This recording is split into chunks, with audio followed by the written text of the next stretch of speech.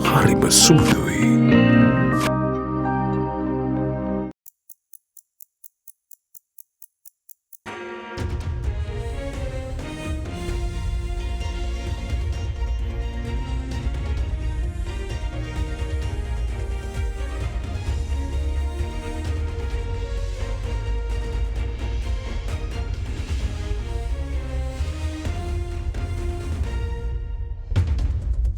Tonight on First at 9, this Monday, the 12th of February 2024. Transaction upgrades. The Indian Unified Payments Interface inaugurated in Sri Lanka today for merchants without credit card machines to facilitate transactions back to back. Health developments. Health Minister Ramesh Patrana unveils a 410 billion rupee strategy to address issues concerning confidence that all health sector issues can be resolved in the next 3 to 4 months. However, 72 health sector trade unions plan to relaunch their strike tomorrow after failed discussions. Opposition talks. Opposition leader confirms that under a SJB government, the executive presidency will be abolished. Party MPs further state that all trade union protests will be halted under such a government. And Shell presence. Ceylon Petroleum Storage Terminals enters into an agreement with Shell RM Parks to facilitate storage and distribution of Shell RM Parks petroleum products in Sri Lanka. ඔබේ විශ්වාසය දිනූ සෙන්සුරයින් දැන් ළඟමැති ෆාමසියෙන් ලබාගත හැක. From AdaDerana, this is AdaDerana First at 9 with Indivari Amuata and Mahish Jani. Live from Studio 24 in Colombo. A very warm welcome. You're joining us once again at First at 9 on AdaDerana 24. A very warm welcome to you, Mahesh. A very warm welcome indeed. Good to be here in Divari. A lot of stories to talk about, especially with regard to what happened. The bilateral relations got strengthened between India and Sri Lanka, but there was also, I think, a horrific story to say on board a Sri Lankan Airlines flight that had to make an emergency landing. A lot of stories to discuss today. Certainly. In terms of the bilateral relations, I think there are security concerns which also will be addressed in some of the press conferences that we will be featuring tonight.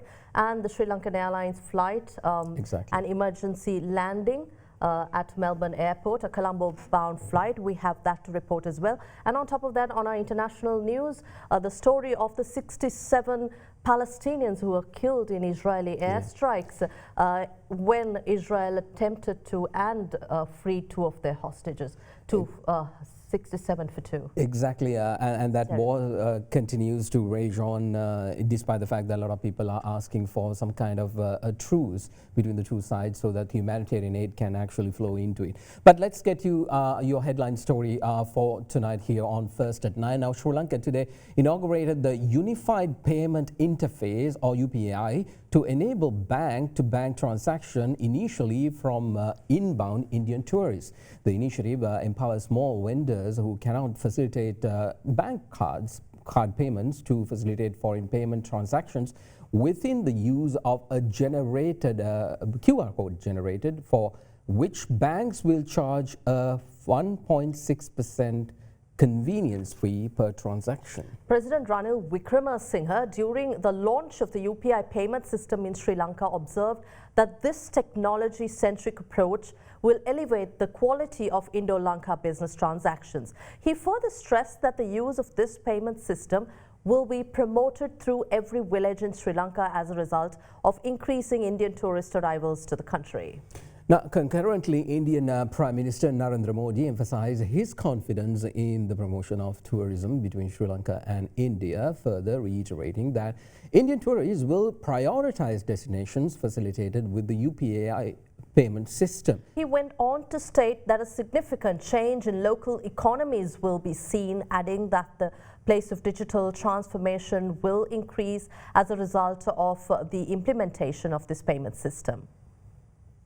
During President Ranil Wickremesinghe's visit to India in July of 2023, an economy predicated on digital transactions between India and Sri Lanka replacing cash transactions was the centre of discussions. Last year, Prime Minister Modi and Sri Lankan President Ranil Wickremesinghe signed an agreement in India accepting the Unified Payments Interface in Sri Lanka.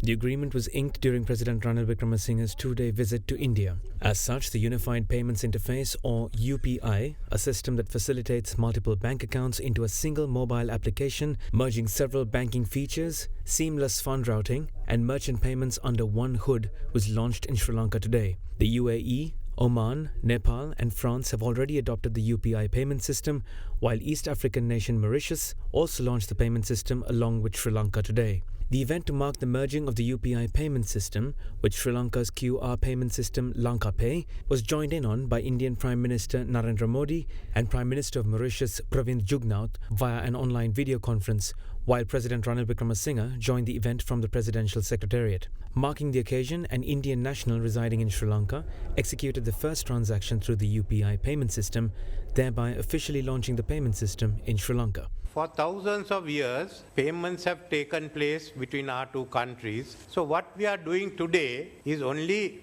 upgrading it technologically. You no longer have coins, you have Lanka QR and the NIPL together. And certainly, as more and more Indian tourists visit Sri Lanka, this will be used in every village in our country. Furthermore, the transactions that go on between Sri Lanka and Tamil Nadu and Sri Lanka and Mumbai of such scale that this certainly is of valuable use to us, especially to the merchants. We have about, I think, 400,000 who are now engaged in this. Last year, during President Wickremesinghe's visit to India, we had adopted a vision document. Increasing financial connectivity was a key aspect of that. I am very pleased that today we have achieved this goal. The pace of digital transformation will increase. There will be significant changes in local economies. It will also promote tourism between our countries, and I am confident that Indian tourists too will give priority to UPI destinations. Well, staying on the story, officials of the Lanka QR Implementation Committee confirmed that during transaction, banks will be charging a markup of 1.6% and further added that the price in exchange rates will be based on the rates of the specific bank that the customer has their accounts in. Officials went on to confirm that the maximum amount that can be transacted at any one time will be limited to 200,000 rupees and will be increased going forward based on the success of the program. Now, commenting on the security aspect, officials emphasized that maximum security has been provided and highlighted that most of the fraud activity that has transpired is due to the fault of customers and the sharing of personal information with a third party.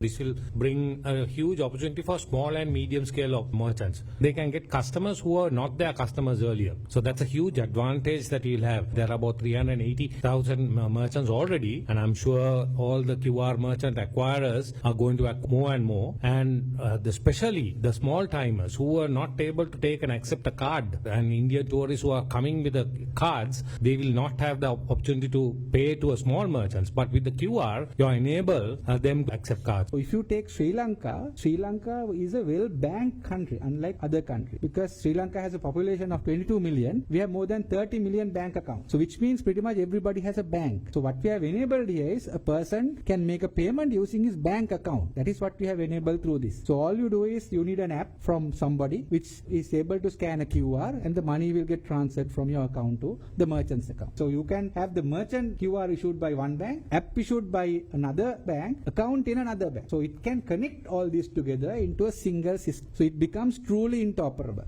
ලංකාවේ බැංකු මූල්‍ය නොවන ආයතන Telecom ආයතන ඔක්කොම එකතු වෙලා තමයි ලංකා QR කියන සෙන්ට්‍රල් බැංකුවත් ලංකා පේ ආයතනත් එකතු වෙලා ලොන්ච් කරලා තියෙන ලංකා QR ප්‍රෝග්‍රෑම් එක. කොහොමද මර්චන්ට් කෙනෙක් වෙන්නේ? ඕනෑම බැංකුවක් ඕනෑම ෆයිනෑන්ෂල් ඉන්ස්ටිටියුෂන් එකක් ඒත් එක්කම ටෙල්කෝ එකක් දැනට ලංකා QR ඉෂු කරන්න බැඳලා ඉන්නවා. ඉතින් මේ සති තුන ඇතුළතදී ඔක්කොම ඉන්ස්ටිටියුෂන්ස් ටික වගේ සර්ටිෆයි වෙලා ඒක ඉෂු කරන්න බැඳලා ඉන්නවා. බැංකුවට කතා කරලා කියන්න අවශ්‍යයි ලංකා QR මර්චන්ට් කෙනෙක් වෙන්න ඕන කියලා. එතකොට ඒ බැංකුවෙන් පුළුවන් එතුමන්ලට ලංකා QR කේතය යොදාගෙන payment accept කරන්න පුළුවන්කම ඇති කරගන්න. That a person who's transacting from an Indian bank account making a payment to Sri Lankan account, will he have any markup? Are there any transaction limits? There is a merchant discount rate that is applicable like in the cards that you just mentioned. Now that is currently regulated by the central bank and that doesn't exceed the current card payment MDR. If you look at a card payment, if a foreigner comes into this country or anyone uses a card, there is about a 2.5 to 3% which is charged by a general card operator,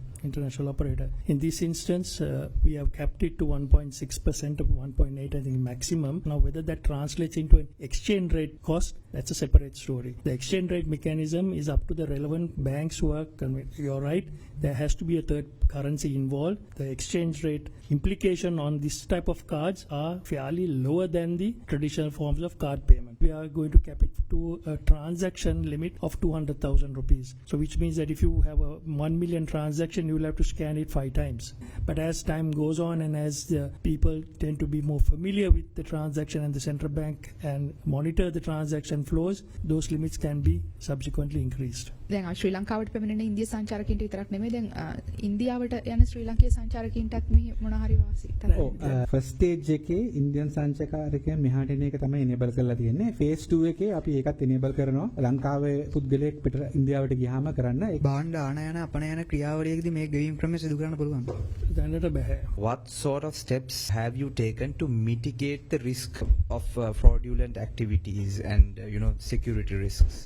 ගොඩක් මේ frauds වෙන්නේ security flow එකක් අන්ද නෙමෙයි majority. customer අපි දැකලා තියෙනවා මේ one time password එක අපිට SMS එකක් හැටියට එන එක WhatsApp වල copy කරලා අරිනවා අර frauds එකට. විනාඩි 5කින් loan එකක් දෙනවා කිව්වම හරි තමන්ට මුදල් ලැබෙනවා කිව්වම collection එකකදී OTP එක share කරනවා WhatsApp කරා. ඒක නිකන් අර card එක කාට හරි දීලා pin එකක් දුන්නාම මේ මිනිස්සු සල්ලි හදන් යනවා. ඉතින් ඒකට කාටවත් blame කරන්න බෑනේ. Addressing the current health sector situation of the country, Minister of Health Dr. Ramesh Patirana stated that the country's health sector has remained stagnant over the past few years on account of the economic crisis. Addressing a special ceremony in Colombo yesterday, the Health Minister further confirmed a government allocation of 40 billion rupees to uplift the health sector and address its concerning issues. He expressed confidence that all issues within the health sector can be resolved within a span of 3 to 4 months.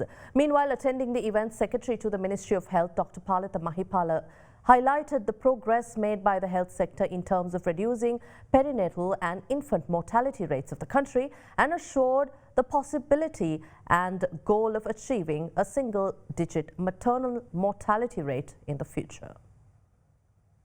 A ceremony to induct the 23rd President of the Perinatal Society of Sri Lanka was held in Colombo yesterday. Health Minister Dr. Ramesh Patirana was the chief guest of the event. Secretary of the Ministry of Health Dr. Palitha Mahipala and Director General of Health Services Dr. Asela Gunawardena were present at the event. Healthcare services have come to a standstill. It's plateaued now. It hasn't gone up during last couple of years' time, partly because of the fact that the economic crisis that had hit all the different sectors of the country. We were addressing constantly to ensure that our medical professionals, the other healthcare workers, stay back in the motherland, providing their services happily, look after the people of this country. This government has also, despite difficulties, have gone ahead and allocated the biggest sum ever for the health sector in 2024, going up to 410 billion Sri Lankan rupees, highest ever. That includes highest ever capital expenditure for the drug procurement. It's about 180 billion Sri Lankan rupees. That allocation we should be able to address most important issues that Sri Lankan health sector was faced with during last couple of years' time. The able set of people work at the Ministry of Health. We are bridging certain gaps in relation to drug shortages that we have faced during last couple of years. Hopefully we should be able to bring the things back to normalcy within months' time. And also other issues in relation to human resource factors, we are addressing acutely with the help of the Finance Ministry. Fully we should be able to things back in the correct path within 3 to 4 months' time down the line. However, Sri Lanka healthcare system has set very ambitious target.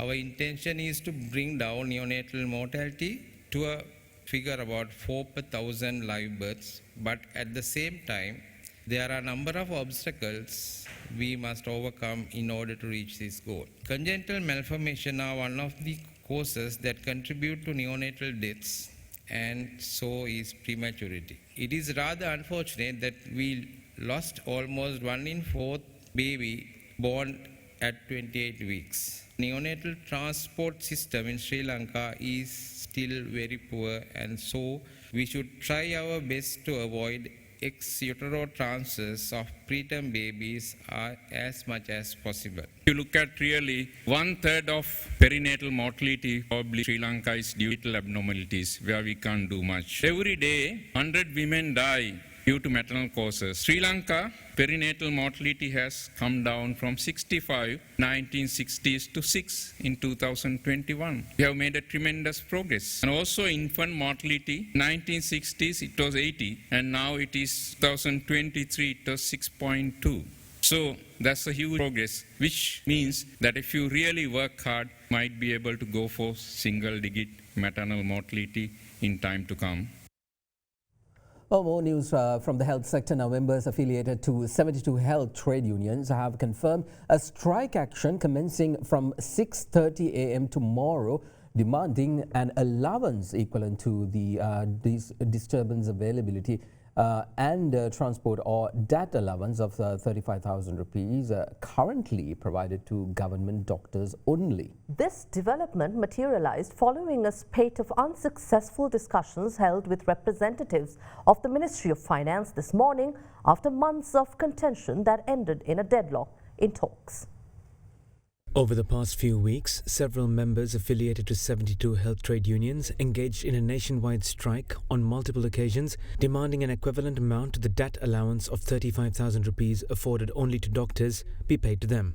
These multiple strikes were as a result of unsuccessful deliberations held with respective authorities. However, last week, the Health Trade Union Alliance decided to temporarily suspend its strike, subsequent to the establishment of a health committee to address the issues in the health sector, including the issues in relation to allowances. This being the backdrop, a discussion transpired this morning with the representatives of the Finance Ministry and the trade unions regarding the DAT allowance. However, following the meeting, members of the trade union again confirmed an impasse in talks, with the resulting discussions proving to be futile and unsuccessful.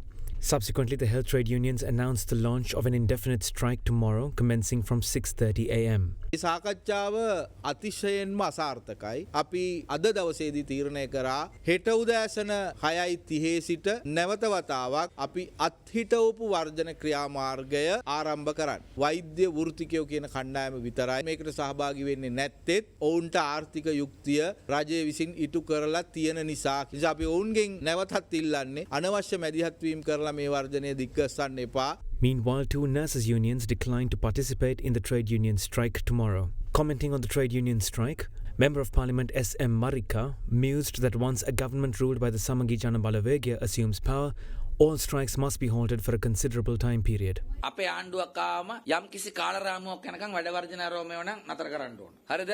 ඒ හොඳින් හරි නරකින් හරි කරන්න ඕන. හරිද? ආයෝජකයන්ට මිත්‍රශීලී වාතාවරණයක් ගේන්න ඕන. මේ හුරතල් කර ඉන්න වෙලාවක් නැහැ. ඉතින් ඒ නිසා තද තීරණ ගන්න වෙනවා. මම එච්චර දැනට කියන්නේ. In other stories we have for you tonight, a Sri Lankan Airlines flight was forced into emergency landing at the Melbourne airport after the detection of smoke shortly after takeoff. Issuing a statement, the national carrier said that flight UL605 from Melbourne to Colombo made a safe return back to the Melbourne airport shortly after taking off at about 1800 hours Melbourne time, around 12:46 p.m. in Sri Lankan time. Now, the airline said that the plane was forced to an emergency landing due to a technical issue. A Sri Lankan airline statement added that all passengers on board disembarked safely. A team of engineers is currently assessing the aircraft and providing the required technical support to get the craft back in the air. According to Australian media, the aircraft was forced to land after smoke was detected in the cabin and the cockpit.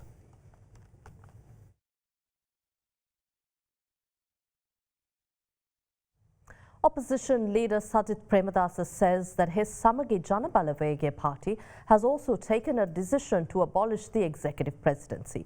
However, he added that the SJB will not allow another postponement in presidential elections based on the rumours of ushering in proposals to abolish the executive presidency. This and more developments from the political arena today coming up right now. විධායක ජනාධිපති ක්‍රමය අහෝසි කිරීම අපේ ප්‍රතිපත්තියයි. කාලයක් විධායක ජනාධිපති ක්‍රමය පිළිබඳව විශ්වාසයේ තබපු දේශපාලඥයෙක් මම. නමුත් අපි තීන්දුව කරා පක්ෂයක් හැටියට මෙහි පැහැදිලි වෙනසක් සිදු විය යුතුයි කියන තැනට අපි ආවා. එනමුත් විධායක ජනාධිපති ක්‍රමය අහෝසි කිරීමේ මුවාවෙන් ජනාධිපතිවරණයක් පැවැත්වීම වළක්වාලන්නට අපි කිසිසේත්ම ඉඩ දෙන්නේ නැහැ. 2022 ජූනි මාසේ මේ අමාත්‍යාංශ මම බාර ගන්නකොට කවුරුත් බාර ගන්න කෙනෙක් හිටියේ නැහැ. මොකද ඊට මාස කිහිපයකට කලින් ගුරු විදුහල්පති වැටුප් විෂමතාවයේ වෙනුවෙන් විශාල අරගලයක් කළා වෘත්තීය සමිතිය. අප්‍රේල් මාසේ 3න් එක කොටසක් ලබා දුන්නා. තව 3න් කොටස් දෙකක් දෙන්න තියෙනවා. ඒකේ 3න් එක කොටසක් මේ අවුරුද්දේ වැයසීෂයට ඉදිරිපත් කරන්නයි කියලා මම ඉල්ලීම් කළා තියෙනවා. විහිළුවට නෙමෙයි සත්භාවයෙන් ඉල්ලීම් කළා තිනවා. අපි බලමු භාණ්ඩාගාරයේ තිබෙන තත්ත්වය අනුව කොහොමද ඒක ලබා ගන්න පුළුවන් කියලා මගේ උපරිම උත්සාහය මම යොදනවා. 2015 ඉඳන් 2019 වෙනකන් කිව්වේ මගේ කාලේ නරක කාලේ කියලානේ. මට කොච්චර ගහන ගහිලි ගැහුවද? මේ තියෙන වෙනස දැන් බොහොම පැහැදිලිව පේනවා. හරිම කනගාටුයි රටේ තත්ත්වය. රටට ස්ථාවර ආණ්ඩුවක් අවශ්‍යයි. ඒක තමයි පළවෙනි දේ. Well, the Yukthia Special Police Operation, which was launched to curb the island-wide distribution and sale of narcotics, led to the apprehension of 625 suspects within a 24-hour cycle that ended at 12:30 a.m. today. Sri Lankan police revealed that the narcotic substances accosted during the 24-hour cycle included 160 grams of heroin, 152 grams of crystal methamphetamine or ice, 10 kilograms and 75 grams of cannabis and a variety of 683 types of narcotic pills. Now with that, let's take a look at some of the other local news in brief. Two individuals travelling on a motorcycle initiated a daring robbery at the Meegoda Economic Centre early today when they stole 45,000 rupees from a shop at gunpoint. The two suspects had reportedly shot at a 23-year-old cashier manning the shop during the robbery. She was later admitted to the Homagama Base Hospital for treatment following the incident. Investigations into the incident are currently underway. In other news, a police sergeant who was shot at during an operation conducted in Batapola during the early hours of Saturday succumbed to his injuries at the Colombo National Hospital today. The police sergeant attached to the Malvathu Hiripitia police was shot and had his weapon disarmed by the suspect during a search operation. The suspect, along with the missing firearm and a woman who assisted the suspect to remain in hiding, were arrested last night. Police spokesman Deputy Inspector General of Police Nihal Taldua stated that the police sergeant in question had been since posthumously promoted to the rank of sub-inspector on the orders of the Acting Inspector General of Police Deshabandhu Tennakon. A 20-year-old who was injured in an accident in Ratnapura yesterday succumbed to his injuries today. The accident, which occurred after a car collided with 3 motorcycles, severely injured 5 persons, including the 20-year-old who died early today. Hospital sources stated that the 4 other injured persons remain in critical condition.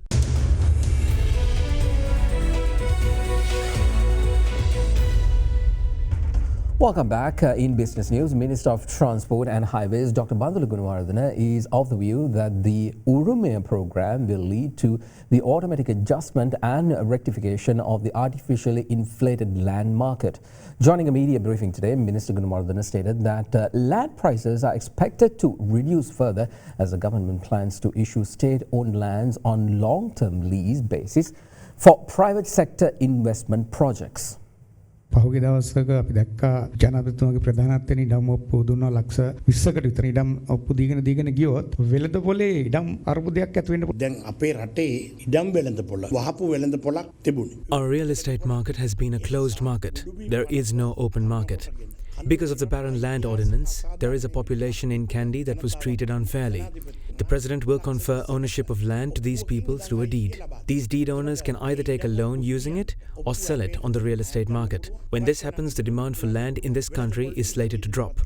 Secondly, in order to harness the maximum possible productivity of the lands, the government is giving lands on a long-term lease basis. Therefore, an investor does not have to park their money to buy the land.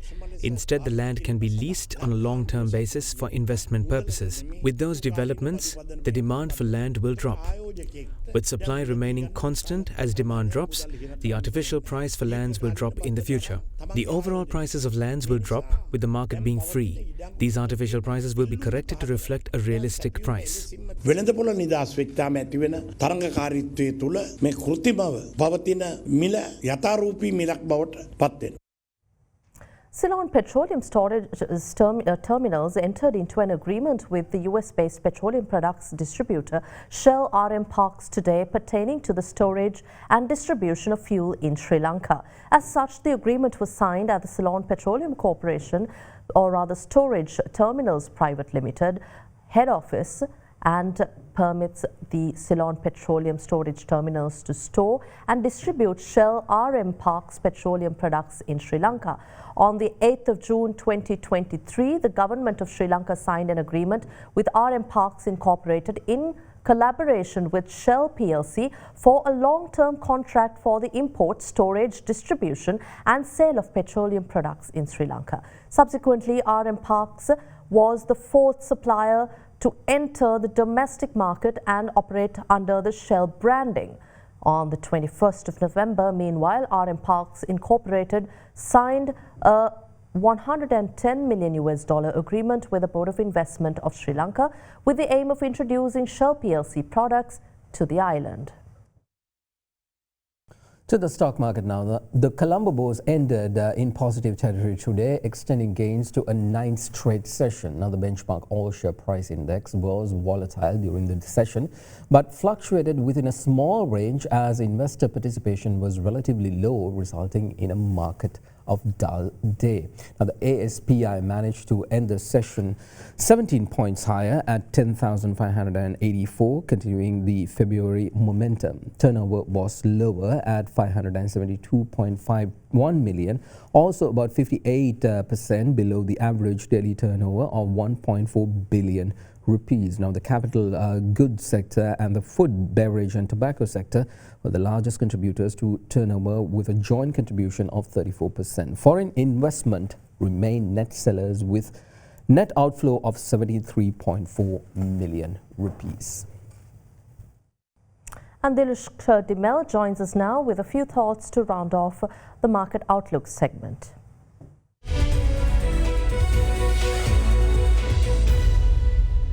In the equity market, the ASPI increased 1.3% week on week to 10,567 points. The market continued to trade on thin turnover, with the week having a total turnover of 4 billion, excluding the turnover contribution coming in from a JKH crossing from the 7th of February. The S&P 20 shared the same sentiment and closed the week at 2.8% higher at 3,026 points. Cal expects the market to maintain this sentiment for the rest of the week as well. From a fixed income perspective, the T-bill auction held on the 7th of February saw the total amount of 145 billion T-bills which were issued being accepted. The weighted average rate of the 3-month T-bill saw a decline of 101 basis points to 10.96%, while the 12-month bill saw a 127 basis point reduction in weighted average yield to 10.73. Secondary market saw a decline in T-bill rates of 80 to 70 basis points, continuing the downward trend in rates for 2024.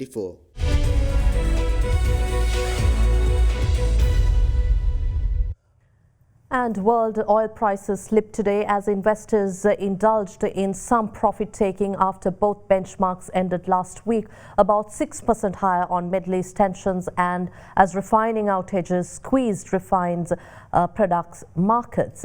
Brent crude futures were down 82 cents or about 1% at $81.37 a barrel, while US West Texas Intermediate crude futures slipped 74 cents, also about 1% to $76.1 a barrel. Last week, the major forces underlying the rally were the persistent threats to shipping vessels in the Red Sea, Ukrainian strikes on Russian refineries and US refinery maintenance. This has led to scarce availability of products. In terms of non-OPEC production, however, a potential uptick in US production emerged, with US energy firms increasing oil and natural gas rigs to their highest since mid-December.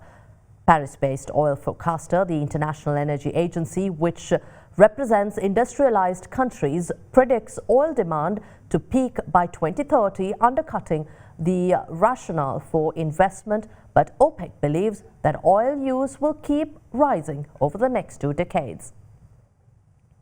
Well, the Sri Lankan rupee closed at 313 rupees and 45 cents to 75 cents against the US dollar, from 313 rupees to 10 cents on Friday. Now let's take a look at the rupee exchange rate during the day.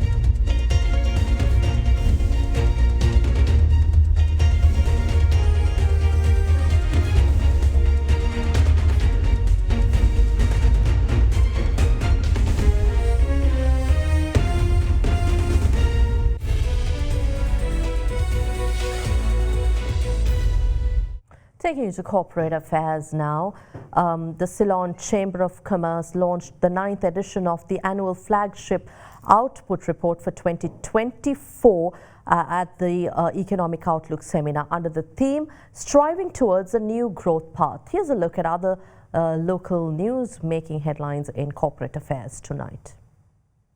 The Ceylon Chamber of Commerce recently launched the 9th edition of ITA's annual flagship Outlook report for 2024 at the 2024 Economic Outlook Seminar. The report, formulated under the theme Striving Towards a New Growth Path, provides insights into crucial business planning variables such as growth, inflation, interest rates, and exchange rates. The report further reviews the performance of the domestic, global, and regional economies, offering perspectives on key sectors such as tourism, apparel, tea, banking, and renewable energy. Meanwhile, Marina Square, Uptown Colombo, Sri Lanka's harbourfront luxury mixed development project, recently announced the structural completion of all 5 towers. This achievement underscores the joint shareholders' commitment to the project and all stakeholders involved. With the development of this project, the expectation is to revolutionize the urban luxury living experience in the country and also suit the requirements of every modern homeowner. In other corporate news, SoftLogic Capital plc announced the resignation of a director of the company recently. Accordingly, Tuan Milar Ahmed resigned from the position of executive director of the company with effect from the 31st of January this year. In its corporate disclosure, the company further added that the resigned director did not hold relevant interest in the shares issued by the company. And that's all from around Sri Lanka and across the world on First at 9. I'm Indhivari Amuatta. And I'm Mahesh Joni. Thank you very much for joining us. Have a good night.